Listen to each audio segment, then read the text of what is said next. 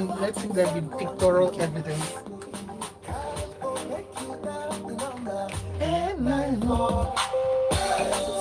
Make you know the way. 894. No need to start for life. 894. Are we streaming live? Yes, we are. This is a little bit.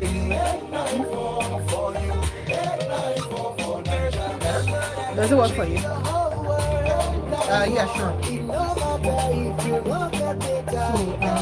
1, 2, 3, 4, 5.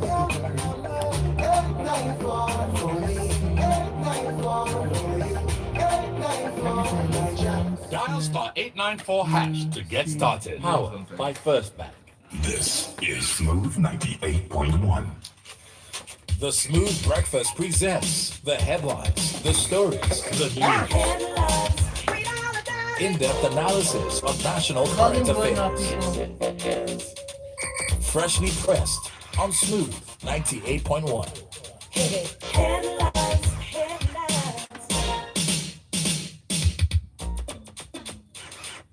You first. First Bank. You first, first Bank.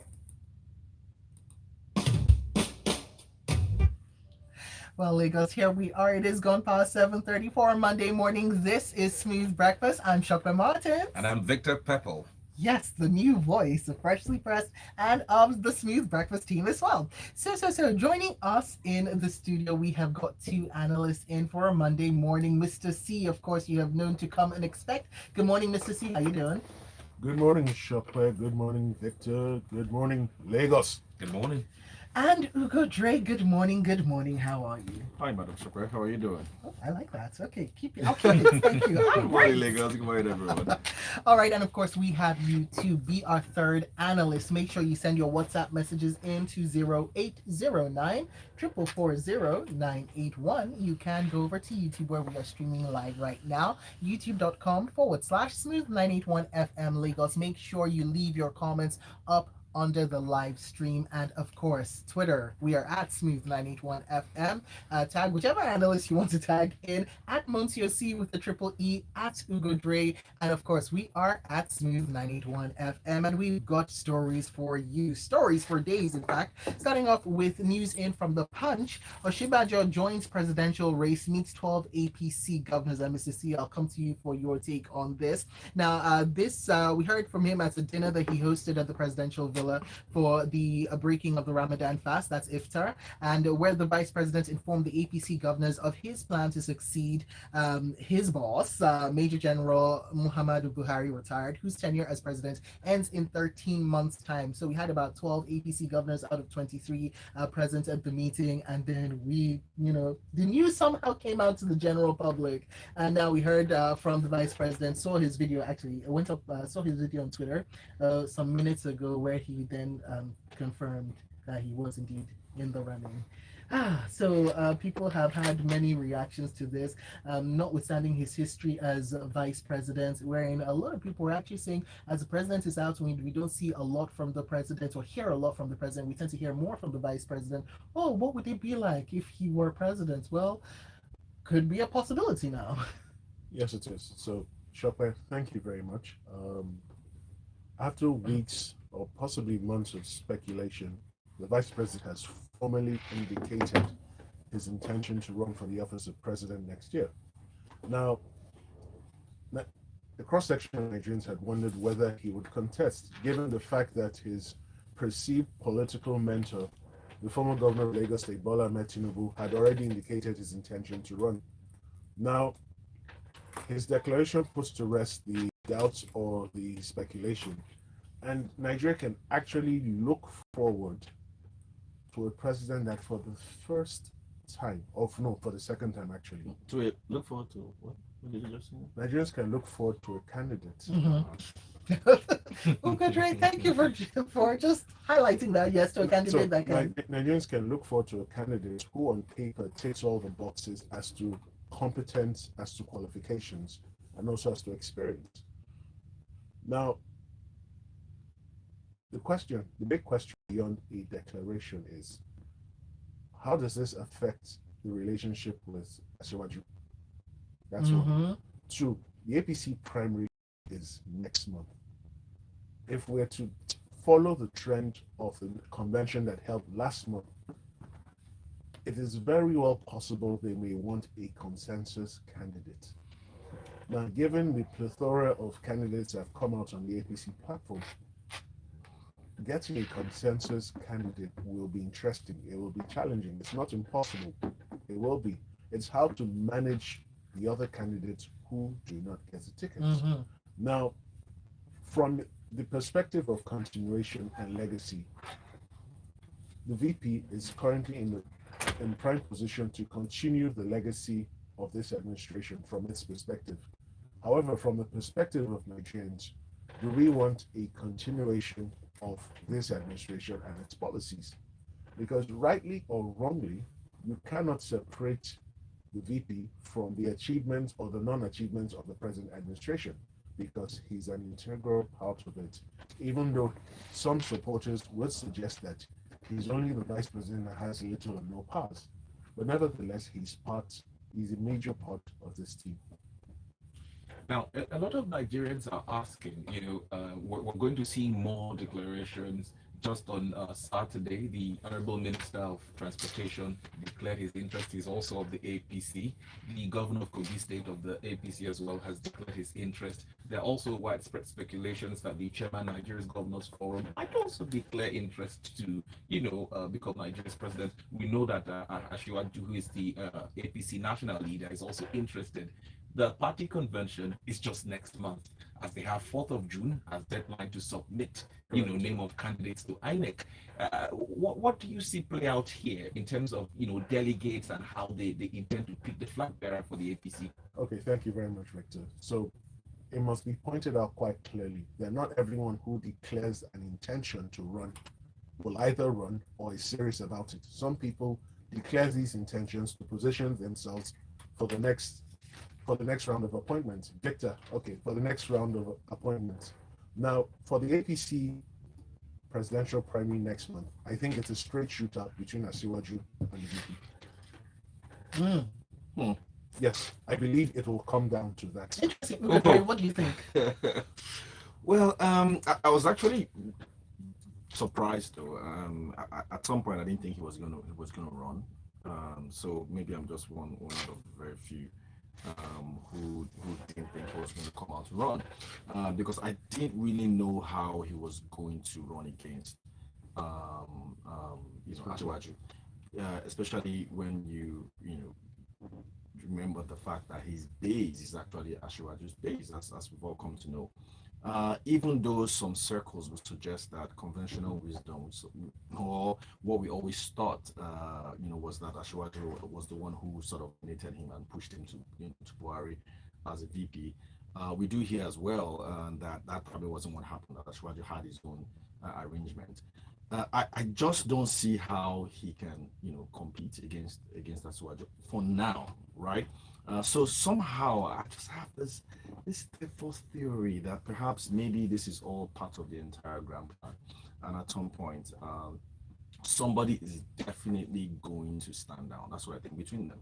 I do think at some point it's either Asiwaju stands down for him or he stands down for Asiwaju. I don't see how both of them will go into the primary. I just don't see how it's what we see. Nothing. And there's something else as well. We do know, of course, the president said that there's somebody that he's behind, and the way APC is going, you would think that it is whoever he ends up supporting that's going to be the flag bearer. This happened in 2007. Remember when Obasanjo supported Umar Yar'Adua? Nobody thought that was going to happen, and then that happened, and everybody just filed behind him. So I do think that is likely what is going to happen here, and I think at some point somebody's going to step down for the other. Okay, you've heard him. You've heard Gudre quote him on this. Now let's go over to what you have to say. And Igor says Osinbajo would have had more of a chance of convincing Nigeria of being the savior that he claims if he had resigned earlier and divorced himself from this present administration. Whilst this one in from Tayo says, "Oh, the election is looking game on. The election is looking interesting. I hope Lagos can contain everyone after all the local government secretariats are hanging posters of one person." Whilst we have this one in from Angel, who says, Mr. P. also ticks all the boxes for everybody. Vice President Osinbajo just seems competent. However, he has the disadvantage of this administration's failings hanging around his neck like an albatross. And we've got more of your messages coming in. Do remember, you can go across the platforms, hashtag freshly pressed 981 on Twitter, and tag us at smooth981fm, youtube.com/smooth981fm. Lagos, leave a comment on the live stream, and WhatsApp 0809 444 981. All right, moving on. Let's still stay with the Punch newspaper this morning, where NIN SIM linkage blocking 72 million telephone lines unlawful, Sarab tells Buhari.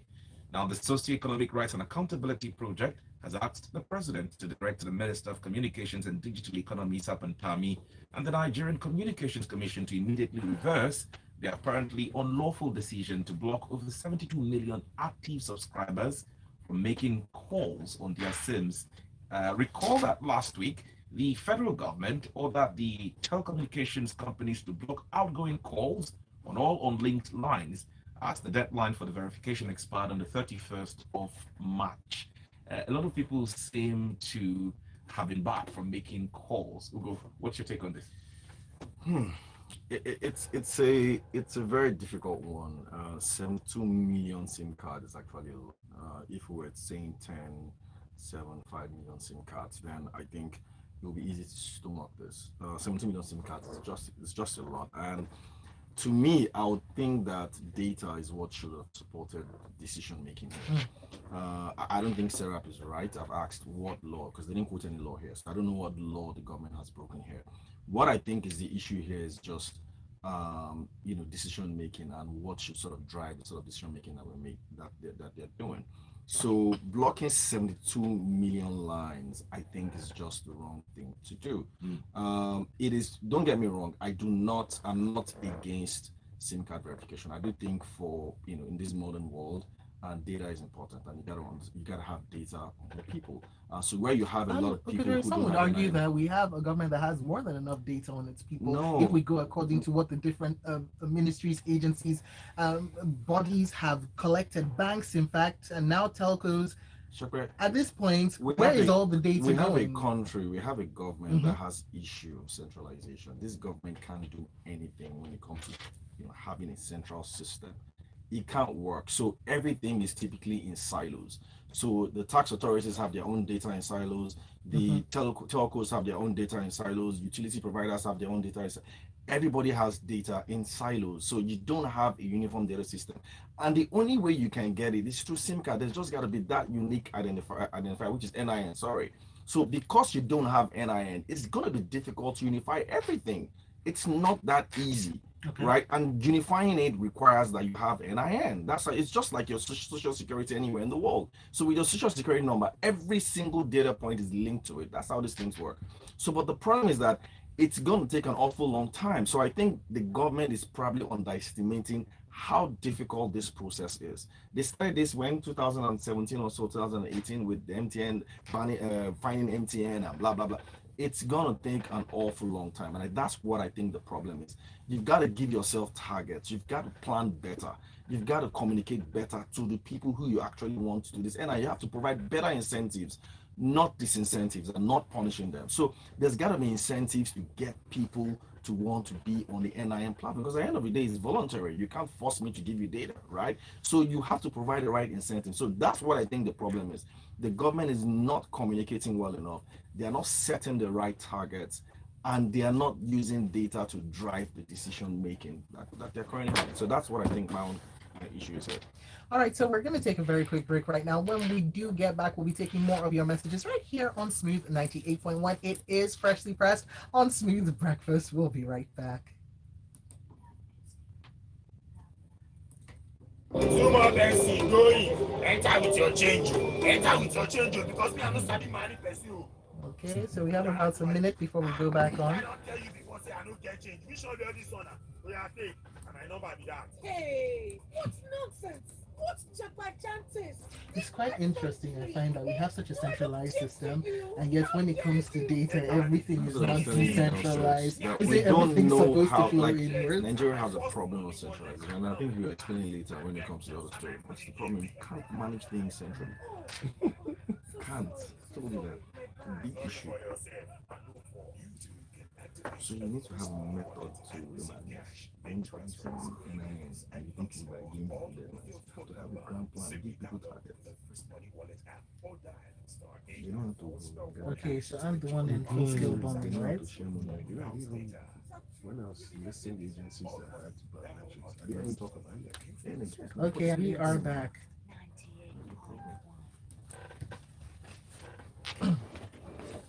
Here we are back for more on Freshly Pressed on Smooth Breakfast, going straight over to youtube.com/smooth981 FM Lagos. We see your messages coming in under the live stream. And Timmy Tokbe Adewale says, if Oshibajo's disadvantages this current administration, then the same would apply to everyone who's contesting on the APC platform, most of whom are linked to this administration anyways. Whilst B says, why should we vote for Oshibajo? He's been the second in command for 8 years in what B thinks is the worst regime Nigeria has ever had. So what exactly is he going to give us?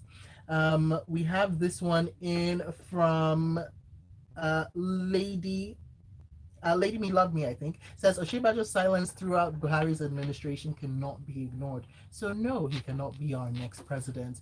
Keep sending your messages in. We're taking them up on Twitter, up on YouTube, and up on WhatsApp as well. We've got more stories for you. This in from This Day newspaper. Mohammed, we can't conduct full-scale bombing against bandits to avert collateral damage. Now, we heard from the Minister of Information and Culture, Alhaji Lai Mohammed, who was on a radio program yesterday, revealed, and I'm going to quote him now. This is what he said: "The fight against the bandits is a difficult one because of the terrain. We cannot just go with full force to bomb them, or else the innocents living around them will be killed, and we don't want that to happen." Now, Mr. C, what do you say to what the Minister of Information and Culture has put out there? Okay, thank you, Chopin. So every time I listen to the minister, I leave even more confused. I'm even more confused after I've listened or read whatever he's put out. Now we're fighting a war against terrorists, violent human beings. It is a war. In every war, there will be innocent casualties. It's a sad, realistic fact. Now, what is the state in Nigeria today? Most of these terrorists stay in the forests, stay in places that are not inhabited by regular human folk. So when he says they're afraid, they're reluctant to bomb those places because they don't want innocent people to die. Let's take that and put it on one pedestal. Okay. The flip side is, for every moment, every second you continue to delay taking action, innocent lives are being taken, innocent lives are being wasted, which can never be replaced. So the bigger question is, you know where they are. Why not stop them before they regroup? Why not stop them before they come out for operations?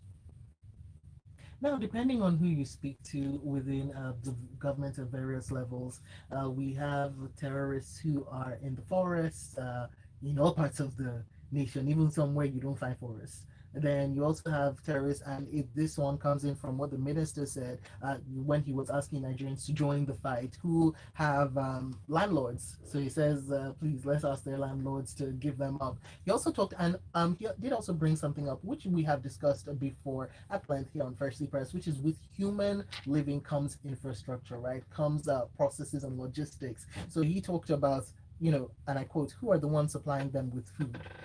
That people need to expose their links, and in order to fight something that they have not yet been able to get a handle on, that they need more people and they need the public's help in this. Would you say no to what he's saying? So here's the challenge. If you've come across people who've lived or who still live in territories like that, there have been several reports where members of the public gave out information to the security agencies and there was no action taken. Now, beyond this, you are aware that people take food to them. You're aware that people supply stuff to them. What have you done with that information? Have you cut off those supply routes? Have you identified the suppliers? Have you arrested them? Have you prosecuted them? Two years ago, just before COVID broke out, the federal government, through the Minister of Justice, did say they had identified about 400 suspected financiers of terrorism. Yes, I remember that. What has come out of that? Questions. Now, I have this one in PSW who says, Mr. C, you have to understand that some of these terrorists have abducted innocent people in their camps. How do you deal with that? Okay, so my response to that is, in any rescue attempt, you will get some people. Now, we mustn't run away from this fact. Innocent people will die. You cannot run away from it. So if you're waiting for the day where no innocent person will die and then you kill all the terrorists, sad news, it's never going to happen. All right, let's get to the Vanguard newspaper now. Very quickly, there's a very interesting headline here. Inadequate funding, delaying Port Harcourt Maiduguri rail project. The Minister of Transportation, Rotimi Amechi, blamed the paucity of funds for the slow pace of work on the Eastern Narrow Gauge Railway project. Recall that this was flagged off last year, sometime last year, inaugurated by Mr. President. It's a 1,443-kilometer project, about $3 billion. They said it was going to be for 36 months. But the Honorable Minister is saying the lack of funds really is why there's slow pace on that particular project. Okay, thank you, Victor. So, as you rightly said, there's been a delay with the construction of the railway line from Port Harcourt to Maiduguri. And at some point, the availability of funds dried up and the contractors slowed down or actually stopped construction work. Now, work has resumed. I understand the contractor has returned to site, and the minister is hoping that by September they would have gotten to Enugu.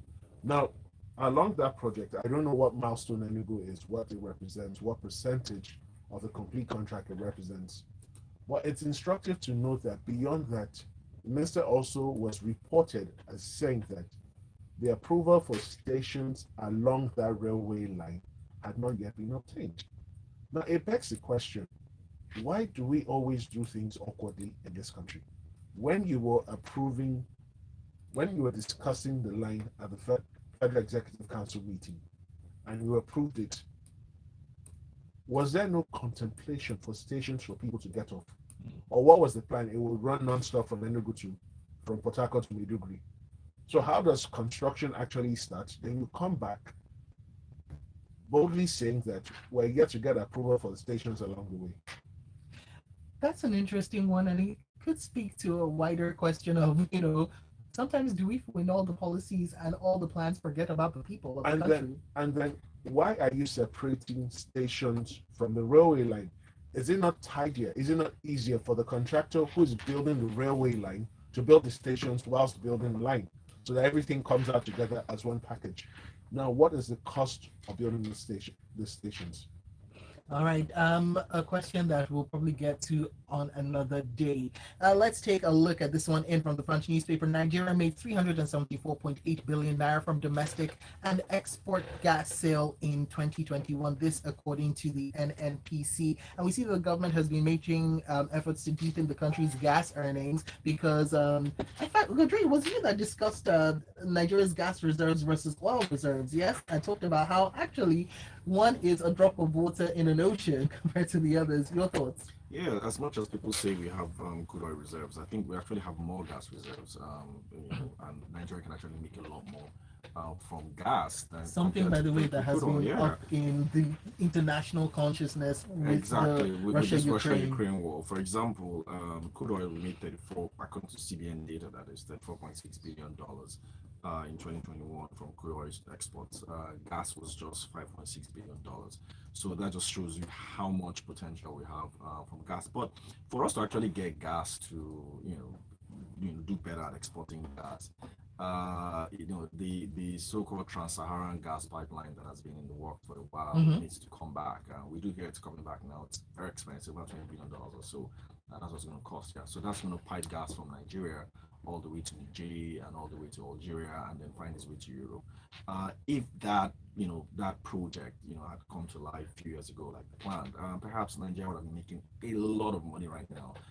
because of what's happening with Russia, Ukraine. But the gist now is that it's likely going to come back because strategically the Europeans want to wean away from Russian oil and they're looking for other sources.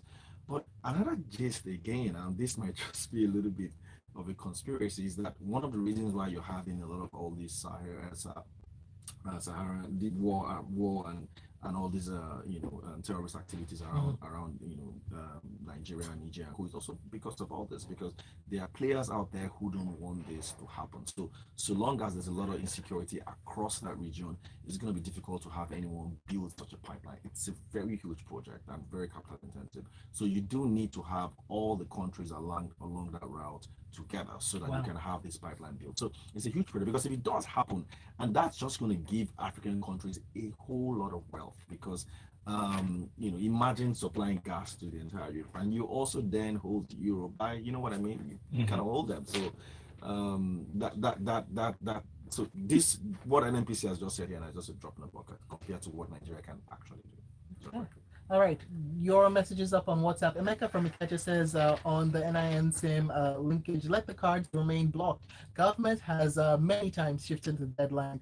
Trust me, no serious active line would have missed the deadline. Oh, some did. And for pertinent reasons. Whilst Edmund from Satellite says that the analysts are overestimating this Ashiwaju thing. What is an APC national leader? What title or office is that? Whilst Kingsley from Isola says, please, is Osinbajo not the one in charge of the economy at the moment? How does he explain the economic collapse? We have so many messages coming in. We will try and get to as many as we can. Narachella from Ugudu says, if those in the urban areas are struggling to register, how about the rural ones? Soldiers risk their precious lives to fight and capture terrorists, and the government releases them into the same society. And let's take a look at the next article to end the show. We have this one in, and I'd love to get both your opinions on this.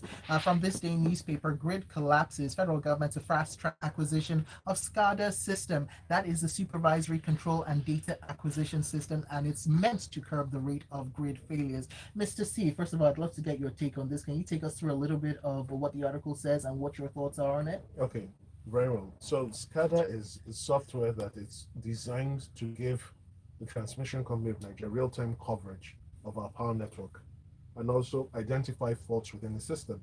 Now, it's a complete mystery why this hasn't been sorted out before now. Now, the latest power grid collapse happened on Friday, and it was attributed to vandalization of some transmission tower somewhere in Cross River State. Now, beyond all of that, there have been recurring, in the last 1 month, there have been 3 power grid collapses. Now, SCADA will go some way towards resolving these matters, but beyond that, there's the issue of gas supply to the generation companies. There's the issue of vandalization, and the security agencies and the government need to be more deliberate, more intentional about what they're doing. But Ugo, you want to jump in? Yeah, I mean, I think you sort of captured it all. In addition to that, we also don't have a spinning reserve. So typically, where you have power generation shortages like this, you have reserves coming on to sort of balance the grid. And once the grid is not balanced, you typically have these sort of outages, and that's what's going on. So, like I said earlier, we have a centralized problem in this country. So we have a problem of managing things centrally. I don't know why. Whether it's power, whether it's data, whether it's even water. Do you have a centralized water system in this country? No. So just think about it. When it has to do with centrally managing things, it's a huge problem in this country. So everybody just tends to even security. You have your own internal security. Yeah, that's what happens. Estates have their own internal security because it's just a huge capacity problem for governments to manage things centrally. And that's why people are now saying, look, you know what? It's time to start to have states manage grids. It's fine. I think that in this kind of country, as state governors have said, we would love to. They would love to, yeah, but it's also capital intensive. It's not a silver bullet, and it's not something that's going to happen anytime soon. It's going to take years to build a grid. Is very, very difficult because you need to also build the entire value chain. So you have to have good gas supply, you have to have good power plants, and then you have to have good distribution lines. So Like I said, it's a centralized problem we have in this country. Shakwe, over to you. Oh, we have to end the show, but what a show it has been. Thank you so much, Ugodre. Thank you, Mr. C, for joining us in the studio. You can find them up on Twitter. They are at Ugodre, at Monsieur C with a triple E, and of course, we are at Smooth 981 FM. If you've just tuned in or if you've missed out on any part of Freshly Pressed, you can always catch the replay. YouTube.com/Smooth 981 FM Lagos. You first bank. Mr. C, you had something else to say? Do you want to say it on YouTube? Concerning which one now? You were No, it was signaling. the previous story. So Russia, I was reading an article. Ah, yes. Okay. Russia every day makes about $800 million in gas sales to Europe. Possibly. Russia made $38 billion within the last 1 month. You since know, the when war we were started. talking about this $20 That's what they billion made. dollar pipeline, because I was wait, you kept saying it was big, and I remember it was like the Russia and Germany one was 11 billion, right? Oh, that's the Northern Pipe. Yeah. I saw this one online as well. And this is wow. And don't forget, So- they are- And his father as well. they It's are buying longer. you- they are paying for it in longer. rubles now. They are not collecting dollars No, anymore. no. No, they are not yet. No, That Putin, is- no, Putin has relaxed it. So Not yet. Gazprom can pay forex into Gazprom, then Gazprom converts it to rubles because ruble has recovered at between 70 and 80%. It's recovered back everything. it that's- lost. It's actually even Everybody trading that- better now. trading better now than because- pre-conflict. That's what I because said. everybody Russia is made searching- $38 billion everybody is searching for rubles and every to month buy, since this to trade war with them. started. And they're Wow. going to make 300, The projections, anyhow you look at it, That's what is they in are their projecting. favor. So So Nigeria, today they are tired of bombing Ukraine. They'll just go back with So- cash in their pockets. remember the Gulf War where we made a windfall. If we had positioned ourselves and sorted out that trans-Saharan pipeline, then we'll be killing and crushing it now. That's what I'm saying. So there's We, the conspiracy we are theory never I heard. Boy Scouts. The conspiracy theory is that one of the reasons why you're having a lot of all these terrorist attack is also because there are some people out there, their force, who don't also want a lot of these things to happen. They need a destabilized Africa, right? Because if you don't have a destabilized Africa, then you're gonna have a very competitive Africa, because Africa has a lot of natural resources. Now I don't know if that's true, And they but it kind find- of makes a lot of they sense. find a lot of lazy because you find hands a lot of, to and if use. you go and look at across, whether it's East, West, Southern Africa, Everywhere. there are skirmishes happening everywhere.